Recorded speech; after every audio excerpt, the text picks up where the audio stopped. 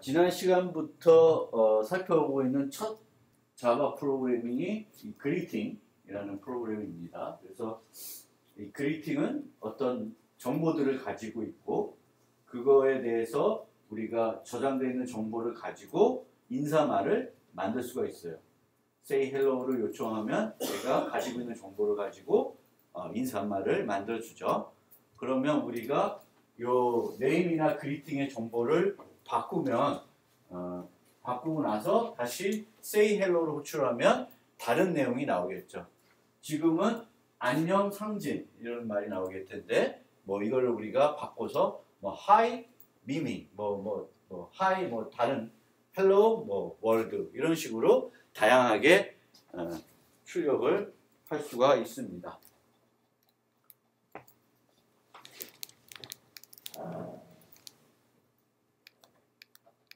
그래서 쭉 살펴봤고 이 부분부터 할쳐야 되는데 오늘은 클래스 우리가 이제 객체 제한 프로그래밍에서는 그 어떤 소프트웨어를 개발하고자 할 때 그 소프트웨어에서 필요로 하는 객체들이 뭐가 있는지를 잘 찾아야 되겠죠.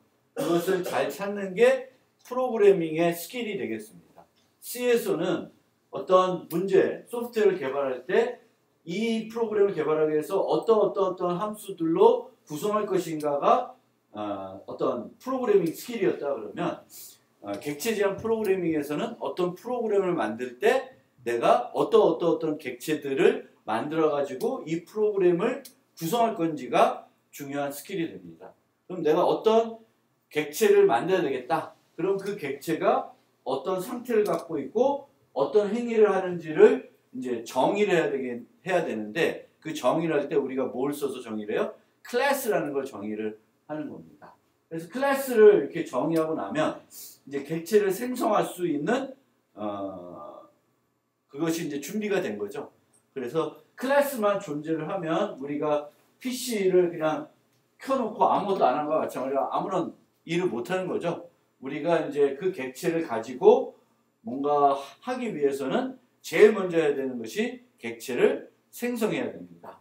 그래서 객체를 생성할 때 다시 코드를 잠깐만 봤다 보면 요 첫 문장, 메인에 있는 요 첫 문장이 객체를 생성하고 있는 거예요. 그래서 객체를 생성하는데 어떤 객체를 생성하냐면 greeting 타입의 객체를 생성을 하고요. 이 객체의 식별자로 우리가 변수 이름, greeting이라는 이름을 쓰고 있습니다. 그래서 이렇게 해가지고 선언하게 되면 객체가 생성된 건 아니에요. 그러니까 객체를 유지할 수 있는 변수만 선언한 게 된 거죠. 그러니까 greeting 이렇게 되면 이렇게만 하면 변수만 선언이 된 거예요. 이 변수는 아무것도 유효한 객체를 가리키고 있지 않습니다. 그래서 보통 변수는 우리가 생성과 동시에 적절히 초기화해줘야지만 프로그램 오류를 줄일 수가 있습니다. 그래서 여기 equal 이 부분이 이제 이 객체를 초기화해 주는 거죠. 그래서 equal new라는 게 이제 파란색으로 되어 있는데 이게 객체를 생성할 때 사용하는 연산자가 되겠습니다. new. 그래서 C++ 배우신 분은 알겠지만 C++의 new는 뭐예요? 동적 할당할 때 쓰는 거예요.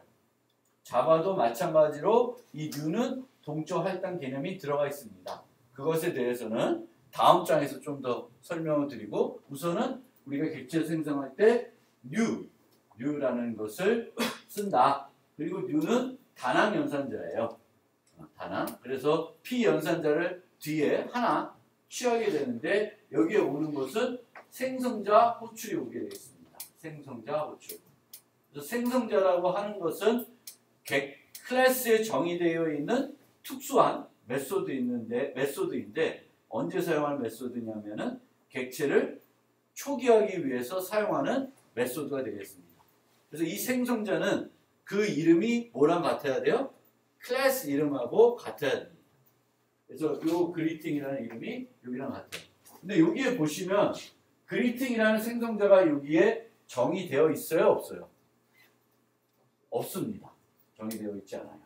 정의되어 있지 않으면은 나중에 또 설명드리겠지만 요 인자가 하나도 없는 생성자를 우리가 C++부터 뭐라고 했냐면 기본 생성자라고 해요. Default Constructor. 그래서 기본 생성자는 우리가 만들지 않으면 하나도 생성자를 만들지 않으면 시스템에서 만들어줘요. 왜? 객체는 그래도 생성을 해야 될 거 아니에요? 하나 이렇게 정해놓고 했는데 생성을 못한다. 그럼 좀 그렇겠죠. 그래서 여러분들이 생성자를 하나도 정의 안 했더라도 기본 생성자라는 걸 이용해서는 객체를 생성할 수 있도록 해줍니다. 생성자에 대해서는 좀 추후에 또 자세히 설명드리겠습니다. 그럼 요 줄의 문법은 이해되겠죠? 내가 특정 객체를 생성하고 싶다. 그러면 그거에 대한 변수를 선언하고 초기화를 객체를 생성해서 초기화를 해준다. 보통. 이렇게 되면 이제 이 그리팅이라는 변수는 그리팅 객체 하나를 이제 가리키고 있습니다. 생성해가지고 가리키고 있습니다. 요 순간 요 객체 생성됐을 때 그 객체가 어떤 정보도 우선은 안 가지고 있어요. 네임이나 그리팅이라는 공간을 갖고 있지만 거기에 아무런 정보가 들어있지 않고 요 두 줄을 통해서 그 정보 네임과 그리팅이라는 정보의 상징과 안녕이라는 정보를 넣게 됩니다.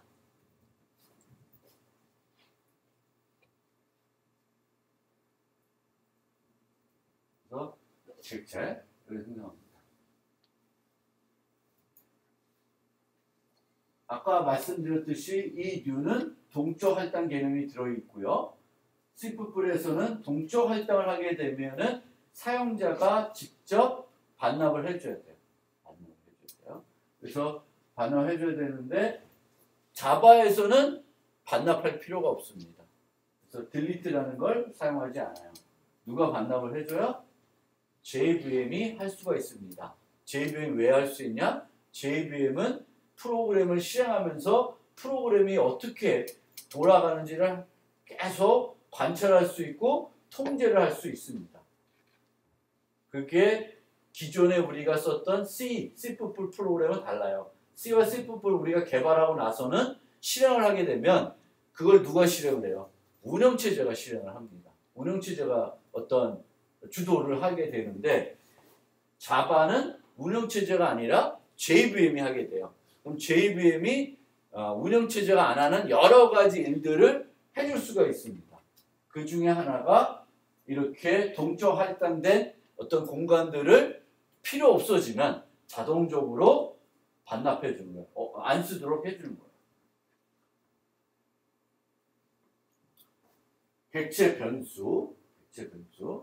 그러면 뒤에 가서 또 설명을 하겠지만 2장에서 또 자세히 설명하겠지만 변수는 크게 두 종류가 있어요.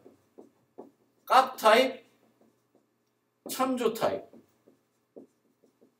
두 종류로 나누어지는데 변수들. 이건 뭐 자바에서만 그런 게 아니라 모든 언어에서 프로그래밍 언어에서 변수들은 이렇게 두 종류로 우리가 구분할 수 있습니다. 값 타입은 저는 이제 변수 설명할 때 컵을 많이 얘기하는데 컵이 하나 마련이 된다. 그리고 이 컵에 이제 이름이 붙은 거야.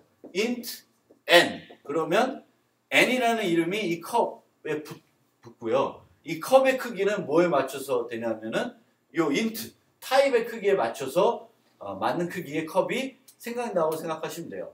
그럼 값 타입은 뭐냐면은 요 컵 자체 안에 뭐가 들어있는 거예요. int n equal 10 하면 10이라는 값이 어디 들어있어요? 컵 안에 들어있는 거예요. 그러니까 변수 자체의 값 자체를 유지하는 그런 것을 우리가 값 타입의 변수라고 합니다. 값 타입. 근데 참조 타입은 방금처럼 요 그리팅이라는 이런 컵이 생기지만 여기에 객체가 생성되진 않아요. 객체는 어디 다른 데 생성이 돼요. 그러면 이 그리팅에는 요 객체를 조작할 수 있는 정보가 들어갑니다. 근데 실제 들어갈 정보는 뭐겠어요? 얘가 어디에 있는지를 알아야 되니까 얘가 있는 주소를 갖고 있는 거예요. 주소. 근데 주소라는 개념이 좀 어렵게 느끼시는 분도 있는데 우리가 어디 웹페이지 가려도 특정한 웹페이지 가려면 그 주소를 쳐야 되죠. 마찬가지로 우리가 객체를 생성했는데 객체가 어디 생성돼 있어. 그럼 그 객체랑 우리가 커뮤니케이션을 하려고 그러면 걔가 어디 있는지를 알아야 되고 그거를 우리가 그냥 주소라고 하는 거예요. 근데 주소가 좀 더 어려우면은 저는 어떻게 설명드리냐면은 주소 대신에 요 컵 안에 뭐가 들어있다? 리모컨이 들어있어요. 리모컨. 얘와 연결되어 있는 리모컨이 들어있다 라고 생각하시면 돼요. 그럼 리모컨이 있으면 우리가 걔를 직접 안 만들어도 그 리모컨을 가지고 다 걔를 조작할 수가 있죠.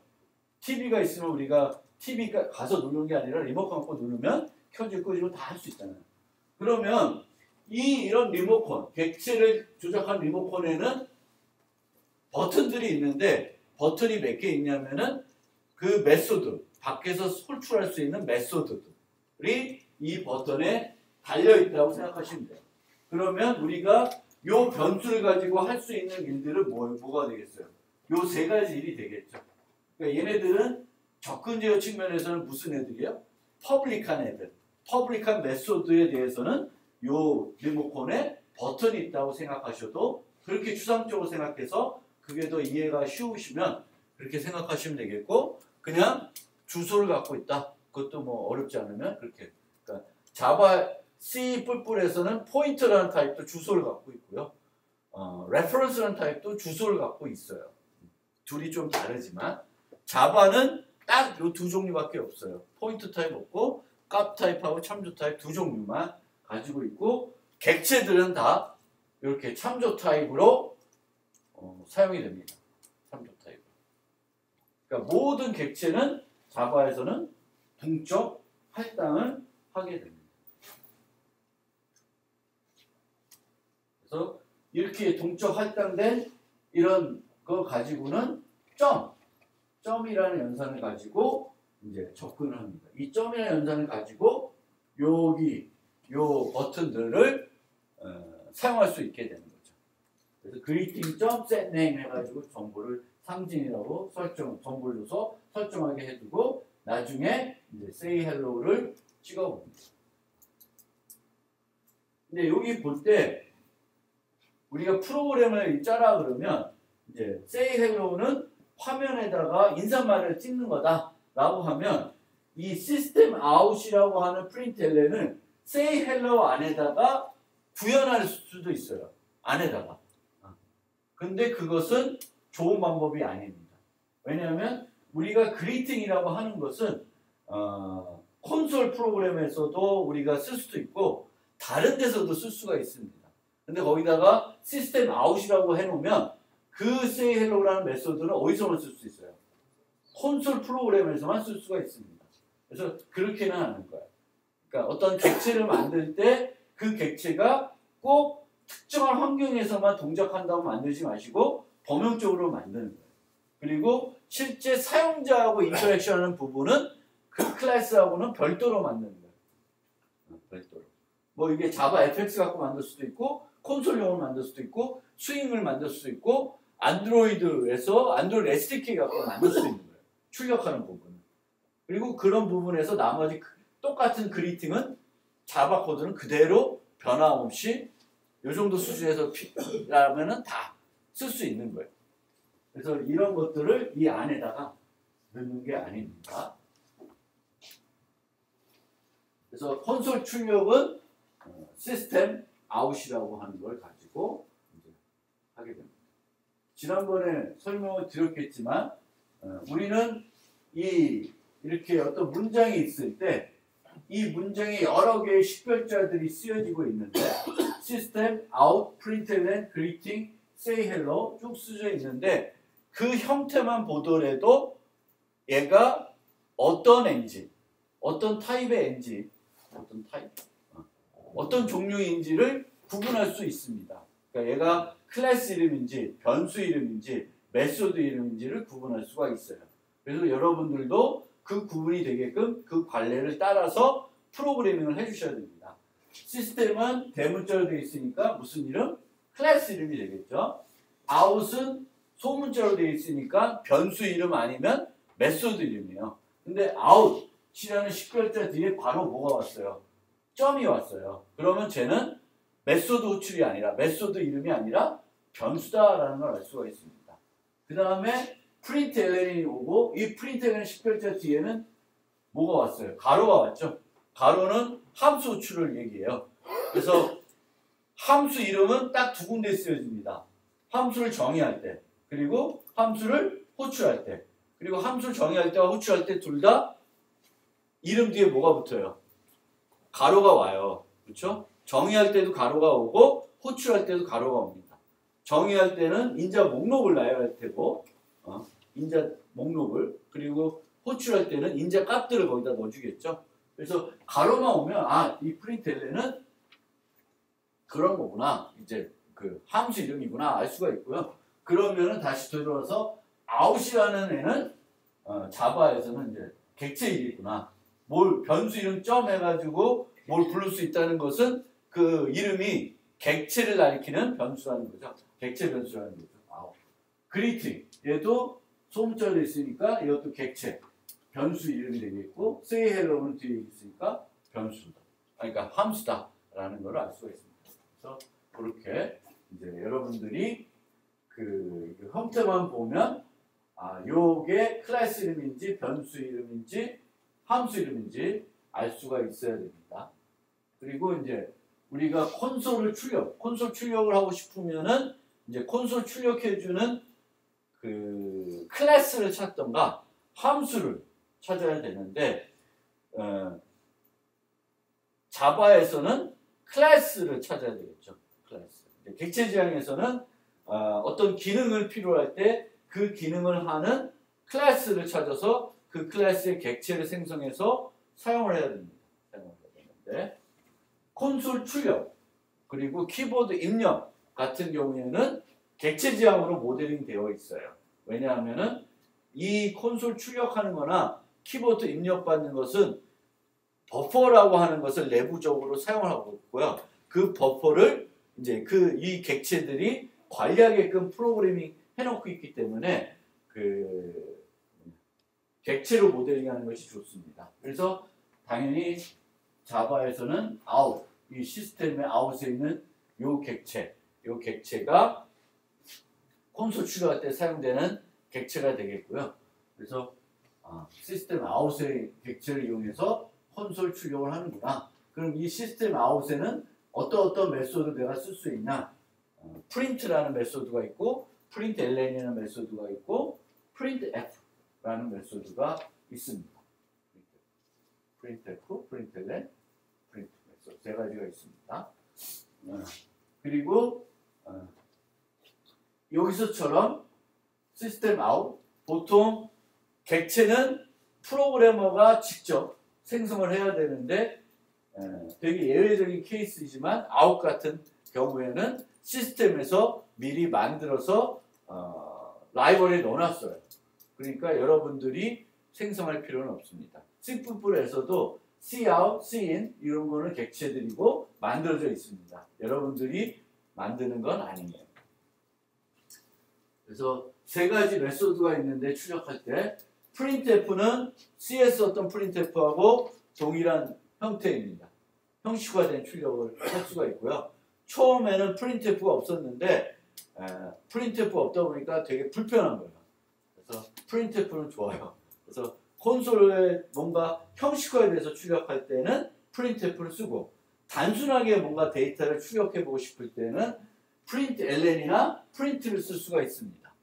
println과 print의 차이점은 println은 출력하고 줄바꿈까지 해줘요.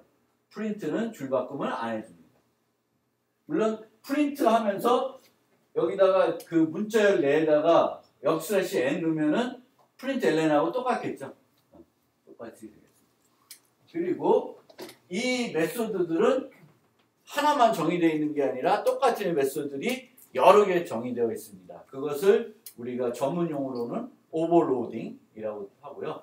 다중으로 정의가 되어 있다. 그래서 이렇게 다중으로 정의가 되어 있을 때는 그것을 우리가 쓸 때 컴파일러가 구분할 수 있어야 됩니다. 그러면 구분하기 위해서는 동일한 이름의 함수를 여러 개 만드는 거니까 뭘 갖고 구분해야 되냐면은 인자 갖고 구분을 해야 돼요. 인자의 개수 또는 개수는 같더라도 타입이 전혀 달라서 구분할 수 있어야 됩니다. 그럼 요 예제를 보면 여기 3 더하기 4 이렇게 되겠죠.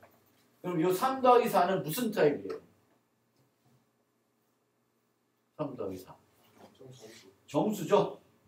요 밑에 있는 따옴표 3 더하기 4는 문자열이에요. 그럼 문자열하고 정수는 서로 다른 타입이고 컴파일러 입장에서는 구분이 되죠. 개수는 똑같더라도 그러면 위에 거는 정수를 하나 받는 프린트LN을 호출해야 되겠구나. 밑에 거는 문자열 하나 받는 것을 호출해야 되겠구나 라는 걸 알게 됩니다. 그럼 얘는 뭐가 출력이 돼요? 7이 되고 얘는 3 더하기 4가 그냥 출력이 됩니다. 그래서 저건 다중 정의들이 되어 있는 거예요. 그러니까 여러분들도 똑같은 이 메소드들을 다른 타입에 대해서 이제 사용을 해야 된다. 사용한다. 이때는 이제 다중 정의를 하시면 돼요. 근데 이 경우에도 사용하는 타입마다 알고리즘까지 같으면 다중 정의를 할까요? 안 할까요?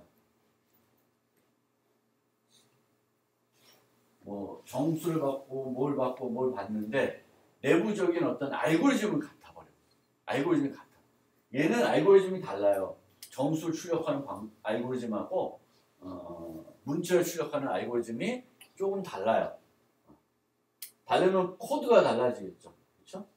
근데 어떤 경우에는 다양한 타입을 받아야 되는데 코드 자체는 동일해요. 동일할 수가 있어요. 안 변한다는 거예요. 소팅. 예를 들면 정렬한다. 소팅하는 거죠. 키 큰 순서대로. 그럼 정수를 정렬하나 학생을 정렬하나 뭘 정렬하나 알고리즘 자체는 똑같아요.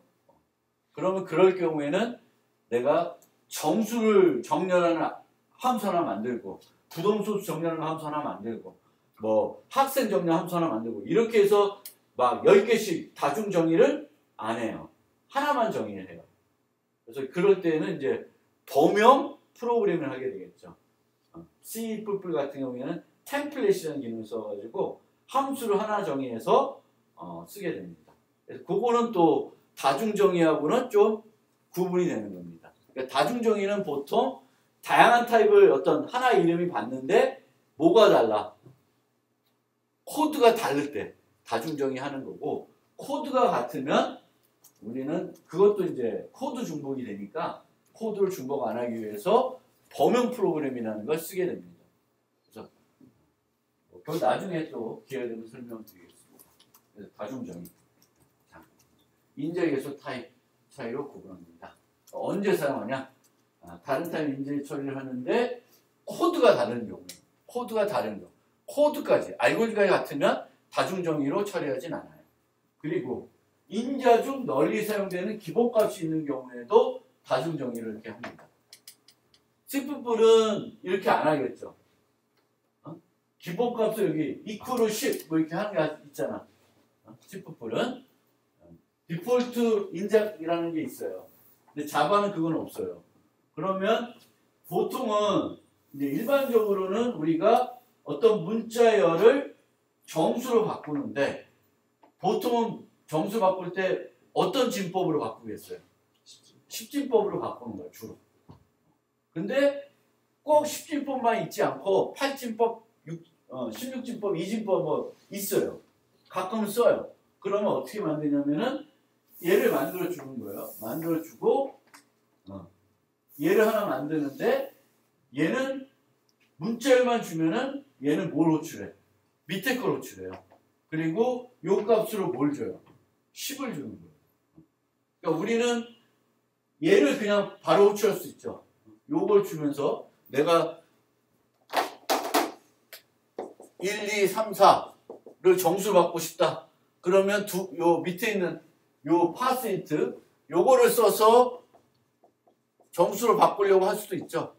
근데 이제 항상 늘 우리가 많이 쓰는 게 10이기 때문에 10은 쓸 때는 안 써도 되게끔 해주는 거예요. 그냥 이렇게 써도 얘는 뭘로 바꾸라는 거예요? 십진법으로 바꾸라는 거예요. 이런 경우에도 우리가 그걸 많이 써요. 다중정의를 이렇게 해놔서 기본값을 처리할 때 이제 자바에서는 디폴트 아규먼트가 없어서 이런 걸 많이 이렇게 프로그램을 많이 합니다. 무슨 말인지 알죠? 알겠죠? 그래서 다중정의 언제 하는지. 키보드의 입력. 자, 키보드 입력.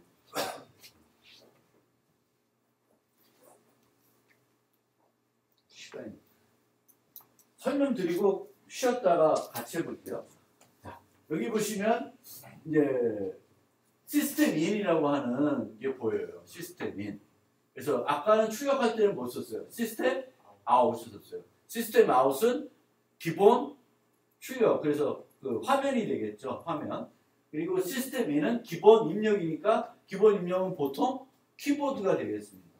그래서 키보드 입력 받는데 시스템 인에서 바로 받는 게 아니라 스캐너라고 하는 객체를 생성하고 있고 그 스캐너라는 걸 생성할 때 기본 생성자 쓰지 않고 뭘 주고 있어요? 시스템 인을 주고 있죠.